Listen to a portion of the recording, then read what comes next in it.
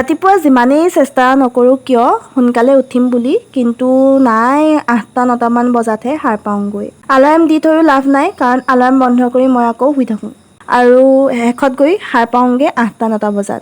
আপোনালোকো বাৰু তেনেকুৱা নেকি? কমেণ্ট কৰি জনাব দেই। আচলতে কি হয়, ৰাতিপুৱা যেতিয়া সোনকালে উঠিলে মানে গোটেই ঘৰৰ কামখিনি কৰি আজৰি হৈ নিজৰ কাৰণে মানে সময় অলপমান ওলাইগৈ আৰু। কিন্তু দেৰিলৈকে শুই থাকিলে নাই, কামেই নহয়।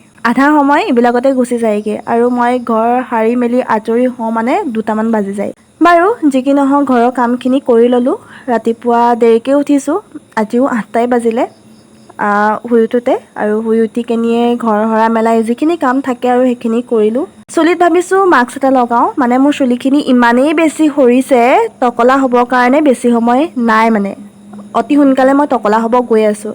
সেইকাৰণে পিঁয়াজ আৰু এনেকৈ মেথি গুটি তিয়াই ৰাখিছিলোঁ কালি ৰাতিয়ে, মিক্সকৈ এয়া লগাম বুলি ভাবিছোঁ। দেখিছেনে আপোনালোকে, মোৰ চুলিৰ অৱস্থাটো একদম বেছি পাতল হৈ গ'ল, আৰু সেইকাৰণে মই চুলিখিনি কাটি দিলোঁ।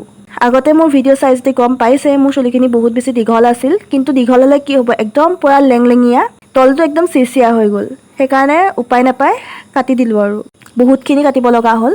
তাৰ ফলত মানে অকণমান ডাঠটো মানে ইমানতে ৰখিছেগৈ। আগতে মোৰ চুলি বহুত ডাঠ আছিল, কিন্তু নাই, এতিয়া ইমানেই সৰিছে নহয়, এবাৰতে মানে এখিনি চুলি সৰে। আৰু এইফালে মই গা পা ধুই মেলি আহিলোঁ, গা পা ধুই কেনি ভাত পানীও খালোঁ। তো আজিলৈ ইমানেই, আকৌ লগ পাই আছোঁ অতি সোনকালে মই মোৰ নেক্সট মিনি ব্লগত। বাই।